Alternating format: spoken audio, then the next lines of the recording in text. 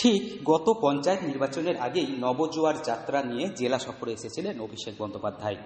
তারাপীঠের চিলের মাঠে তাঁবু খাটিয়ে সেখানে রাত্রিবাস করেছিলেন অভিষেক বন্দ্যোপাধ্যায়। পাশাপাশি তিনি গিয়েছিলেন কুসুম্বা গ্রামে মুখ্যমন্ত্রীর মামার বাড়িতে।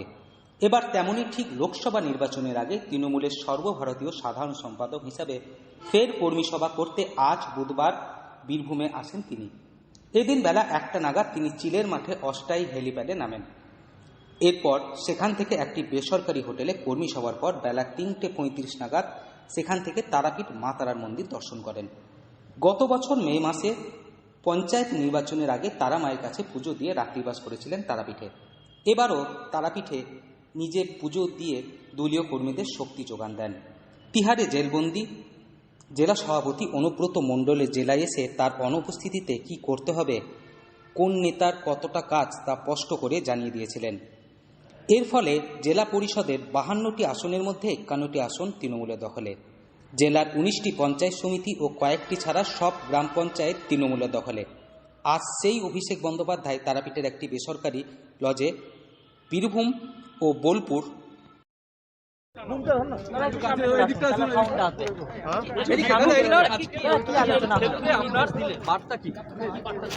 আমি তো মূলত সব জায়গাতেই সাংগঠনিক বৈঠকগুলো, বিশেষ করে ইলেকশন ঘোষণা হওয়ার পর থেকে ইলেকশন কমিটির যে বৈঠকগুলো হচ্ছে সেখানে আমি গিয়ে বৈঠকগুলো করেছি।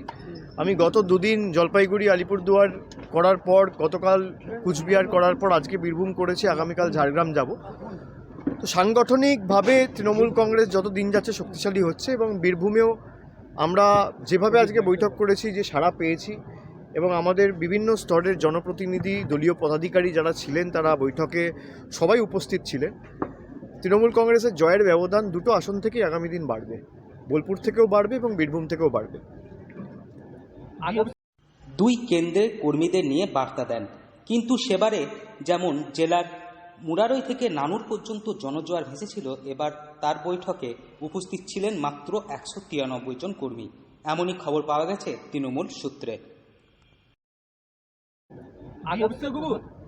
জলপাইগুড়িতে মুখ্যমন্ত্রী গিয়েছিলেন, সেখানে কোনো দুর্গতদের সাহায্য করা হয়নি, কিন্তু গার্ডেন ব্রিজে সাহায্য করলেন কি করে এই নির্বাচন? দুর্গতদের সাহায্য করা হচ্ছে, কিন্তু সাহায্যটা মুখ্যমন্ত্রী করতে পারে না। তার কারণ হচ্ছে আদর্শ আচরণবিধি চলছে। আপনারা নিয়ম জানুন, তারপর প্রশ্ন করুন। গার্ডেন রিচে যখন সেটা ভেঙে পড়েছিল তখন আদর্শ আচরণবিধি চালু ছিল না। এটাকে ভালো করে দেখুন কবে হয়েছিল গার্ডেন রিচের ঘটনাটা। গার্ডেন রিচের ঘটনাটা যখন হয়েছিল তারপর মমতা বন্দ্যোপাধ্যায় পৌঁছেছিল, যেমন একইভাবে যখন জলপাইগুড়ির ঘটনাটা ঘটেছে তখন মমতা বন্দ্যোপাধ্যায় নিজে রাত্রিবেলা পৌঁছেছেন। এবার যেহেতু আদর্শ আচরণবিধি চালু রয়েছে, আর গার্ডেন রিচের সময় কি আদর্শ আচরণবিধি চালু ছিল? যদি হয়ে থাকে সেটা কোনো রাজনৈতিক প্রতিনিধি দিতে পারে না। সেই কারণে যাদেরকে রিলিফ ক্যাম্পে রাখা রয়েছে তাদের যাতে সঠিকভাবে পরিষেবা পৌঁছায়, পর্যাপ্ত পরিমাণে খাবার থাকে, তাদের পাশে সরকার দাঁড়াচ্ছে এবং আগামী দিনেও আদর্শ আচরণবিধি মিটে গেলে তাদের বাড়ির ব্যবস্থা, সংসার চালানোর। বীরভূম থেকে সৌভিক রায় রিপোর্ট, লোকাল 18 বাংলা।